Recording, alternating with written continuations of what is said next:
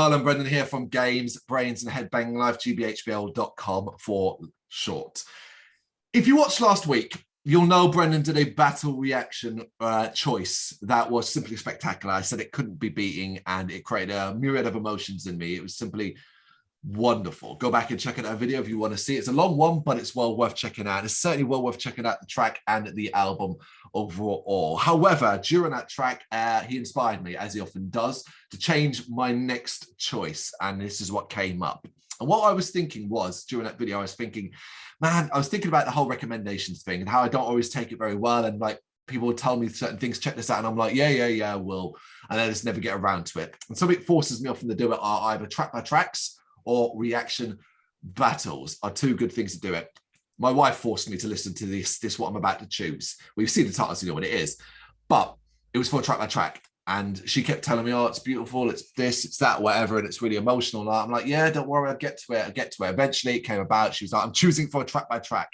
That way you have to listen to it. I'm like, okay, fine, I'm going to do it. Took one look at it and went, oh God, they're all really long. One of the tracks is 23 minutes long. Oh no, how have I got to write notes about this? That kind of thing. The first, like when I listened to the first song, which we're doing in this video, a Gallant gentleman, and I messaged my wife, cryy emojis. And because she was so untrusting, she was like, oh, you don't like it? I'm like, how did you get that from what I just fucking said? I'm saying that it fucking is wow. Like, you know, that kind of thing. So it is, of course, We Lost the Sea's Departure Songs. Now, We Lost the Sea are a post-metal band, but Departure Songs is different. It's an instrumental album, so no vocals, which is always a risky decision as well. However, you can't talk about Departure Songs without talking about the events that occurred around it. So I am going to fill you in if you don't know. In March 2013, the vocalist for We Lost the Sea committed suicide. Affected the band quite badly. They carried on doing some awareness shows and raising, like, for live shows to raise awareness and stuff like that. And then eventually went on to record Departure Songs. And it basically is an album about them saying goodbye to their friend, their brother, their band mate. Totally shift in style, because it's the first time they ever did an instrumental album, but of course, because they didn't have a vocalist anymore, it felt right for it. They're heavily affected by the loss of Chris. So they made a concept album. And the concept album, this concept behind this is, they describe it as emotional songs inspired by failed yet epic and honorable individual journeys or events through history. Basically, were people or groups of people or events that have been extraordinary, where we recognize as being almost heroic to a certain degree. The idea that they did things that progressed the human race, things that meant you go, wow, what an incredible story about that specific person. Even though they may have lost their lives in doing so, that's what they did. Some of it's on the nose. For example, the 5 tracks that exist in the album, 2 of them are Challenger Part 1 Flight and Challenger Part 2. And of course, you don't need to be told that is about the Challenger mission, which of course is a spacecraft that exploded on its way out of the planet. The Last Dive of David Shaw is one I didn't know about. I recognize the name, but that's about David Shaw, the diver who went back to get his rival who got stuck in a cave diving, and it ended up both of them drowning. Bogotary is about the group of men who went into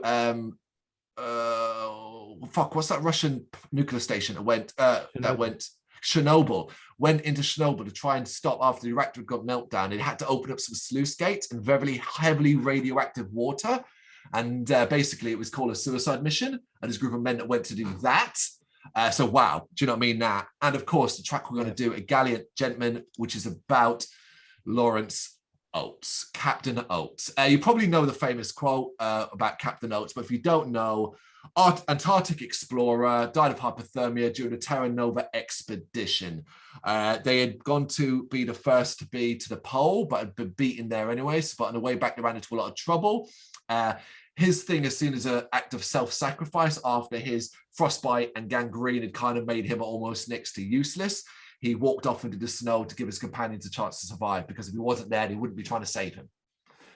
So there's that. So That's what we're going to be doing. The track that tells his story. It's 6 minutes and 4 seconds, one of the shorter tracks on the album. But immediately, this is the track that I was like, holy fucking shit, I'm sold. Like, I'm sold. But I've talked enough. Have you got any familiarity with We Lost the Sea? No, I know nothing about them at all. Genuinely don't know a single thing. Everything he said is it's very interesting, to be fair. And obviously very deep and very moving, the story about the vocalist, and I guess the inspiration for an album like this, because I don't want to be over interpreting things or anything like that, but I don't know, is that potentially how they, not in a positive way, but is that how they kind of think maybe their vocalist was thinking that, because that's obviously a big thing in kind of depression and stuff like that, which is this idea that it would be easier for everyone if I'm gone, sort of thing. Do you know what I mean? Like it's quite a deep and moving like passage that you just told. Historical items aside, just the whole, I don't know, the connections I guess I'm making, whether they're right or wrong with it. Yeah, I'm not sure about that aspect of things and all that. I just know like they wanted to sort of convey a message of hope as well, as much as anything else, which is why, like I said, these stories are often about incredible feats of heroism and self-sacrifice, and just being just inspiring people. but yeah, I mean, it sounds very intriguing. Well, I'm obviously very interested. Very interested. It's always nice to have something to start off with, I guess, because to have an instant kind of emotional affinity to the reasoning behind the songs, behind the album, behind the band's recent times, and that. Yeah. I guess it's like you potentially won the battle before it started. I'm on board. Just better not be shit now. I'd be amazed. I think this is an easy one, but we'll see. In 3, 2, 1, go.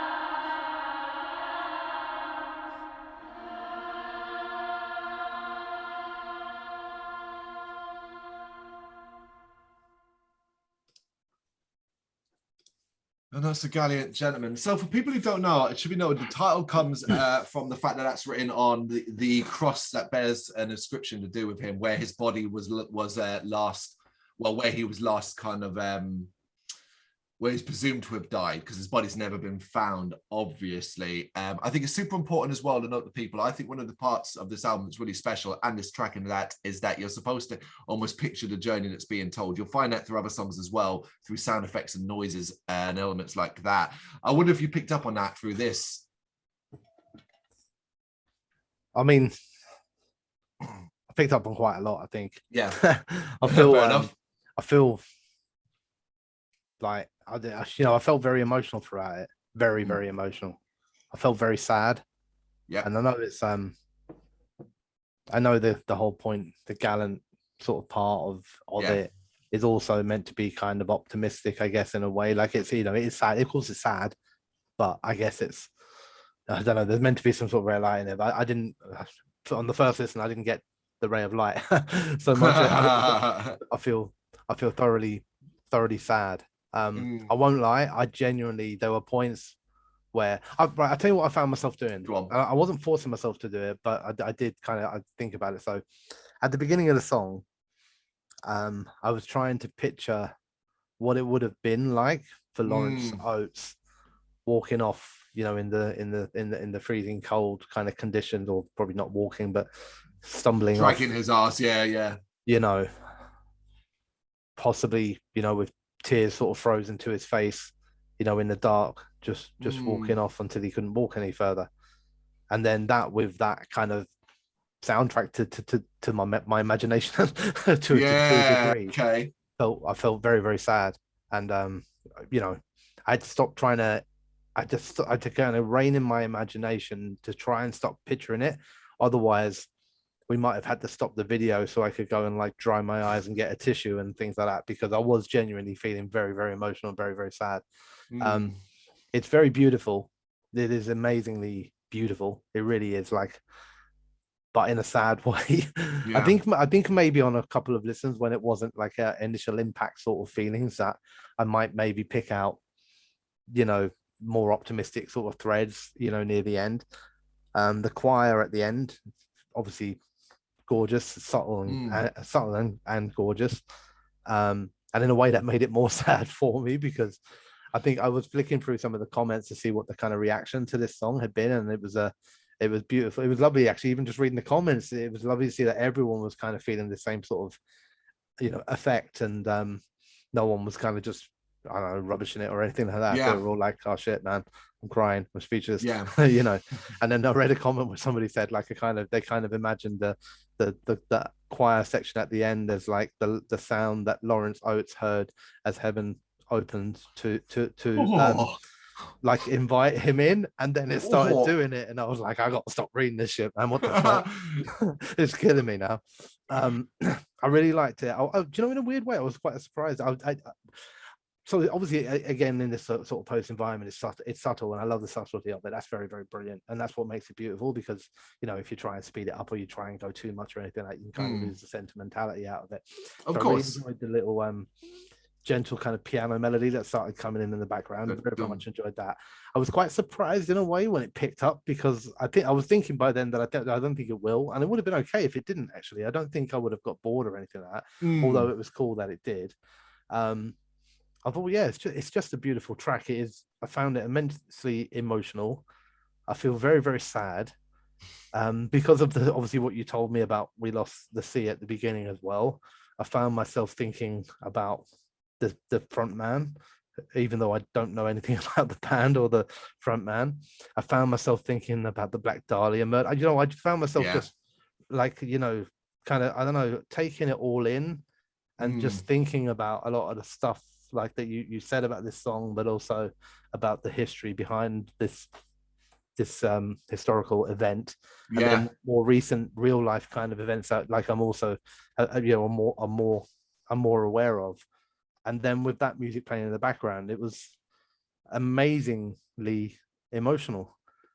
Which is just a fantastic thing, isn't it? It's the not for everybody, but for us and for many people that we know, the exact purpose of music, to I guess, bring me closer to like emotion, to make me feel, to make me think, to make me picture things. And I think it's absolutely phenomenal that I've come out of the song with more words than I can possibly come up with. I could talk about like the feelings I've got from listening to this song ever, despite the fact that there's no lyrics, which is just like you know, I guess testament to the composition, to the way they put the track together, to the point where you don't need lyrics, you know, actually the strings, every note, every beat kind of just says all it needs to say, you know, to a degree. So yeah, on one side of it, I don't mean this. I was about to say on one side of it, I wish I'd never heard it, right? Because I feel terribly sad. But I don't actually mean that. That's not true, because I know I'm going to listen to this again, and I know that I think weirdly, and I've never really experienced this an awful lot in music, I think there's like I think I'm in shock a little bit emotionally. Like, do you know what I mean? Like everything that's kind of like the story around the song itself, it's quite a lot to take on. It's definitely, I don't think it's not fucking for the faint-hearted, man. Yeah, I think it's worth noting as well, like mentioning as well, it's not so much that the music's designed to give you a positive uplift. It's the fact that the stories around them have that sense of gallantry, that sense of wonder, amazement, and what people did. Yeah. In the context of the world, that's supposed to kind of make you go, oh, it's stories, basically. Yeah, it is. But like, you know, it's sad stories, isn't it? I get the gallantry side of it, you know, but maybe I'm just a miserable fucker, man. But I can't help but, like, I don't know, man. I feel like I keep thinking about, you know, I was thinking during the song about, like I said, about Lawrence Oates walking, like, you know, making his way off into the darkness, like in the night, maybe while his colleagues were sleeping in their tent, and then I found myself thinking about what it would have been like for them when they woke up, you know, that sort of thing. And that's often, you know, and then I know I'm probably for this, I'm probably not going too deep, to be honest with you, because I think this requires depth. And you know, and then I think about what I was saying at the beginning about, you know, whether it's just my imagination or I make connections where there don't need to be connections, but that's just the impact some of these songs have on me, you know, and about how with depression, and I'm not saying it's true, like it's right, but it is true that it is common for people to suffer from mental health conditions and to commit suicide as a method of escape, but also because they believe that it's better for the people they're leaving behind. Yes. So as I was thinking about the Lawrence Oates sort of situation, and then I was thinking about the people waking up and seeing that he's walked off and left, because essentially what he did was commit suicide. Yeah, absolutely. But the impact it would have had on the people that it had left behind. And then I was thinking about real life, sort of, sorry, I know this is real life, but, you know, more kind of modern sort of things. And I was thinking about the impact on the people that were left behind. And it was making me think of uncomfortable, but like real, like honest, emotional truth. Do you know what I mean? It's a wonderful, wonderful, wonderful track. It's beautiful. Yeah, I think it's worth noting, because there's actually a surprising amount of details, thankfully, because of a diary, particularly Robert Falcon Scott, who led the expedition's diary. There's actually a fair amount of detail around specific things. So while there is a lot of hyperbole around it, detail does exist from it, you know, and it's like, in particularly, like, so in the track, that fast bit, the bit that gets heavier and harder, I think is supposed to signify a blizzard. That's the blizzard, because Oates walked out of his tent on the 16th or 17th of March, according to the diary, minus 40 degrees Celsius, people, so he didn't get far, I can tell you that. No. But Scott wrote in his diary, we knew that poor Oates was walking to his death, but though we tried to dissuade him, we knew it was an act of a brave man and an English gentleman. That is very much a thing to say back then.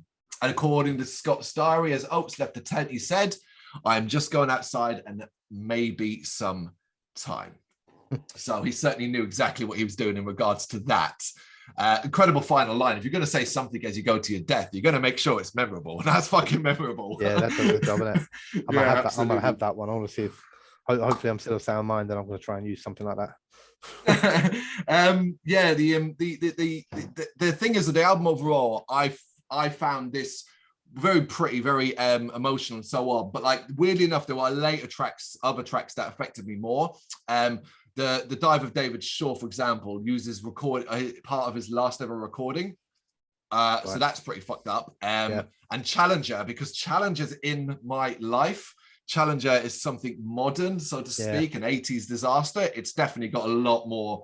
And so it's got Reagan, I think, Ronald Reagan's speech about the Challenger as well and things like that. Whereas someone like Bugatti, I found quite almost easy to deal with because I had no knowledge of the event and the way they tell it in the song format. I ended up you end up trying to follow along with the story and going, okay, let me put this together and stuff like that. You know, I mean, I don't want it to be like, oh no, it's super depressing and now everybody's sad about it. I just thought, it's a really, really fucking beautiful song. It is beautiful, but we are all sad. I mean, it's not a negative. The only thing I would say is that like, it's not the sort of thing I would listen to daily. Like, do you know what I mean? Like, I think I'd have to be in the right mood to want to listen to it. And there'd be plenty of time for that right mood. Don't get me wrong. It wouldn't be like, oh, I'd hardly ever get radio play, but it's not the sort of thing I don't know, I just stick on, what I like as background music while I'm, I don't know, working away or something like that. No, agreed on that.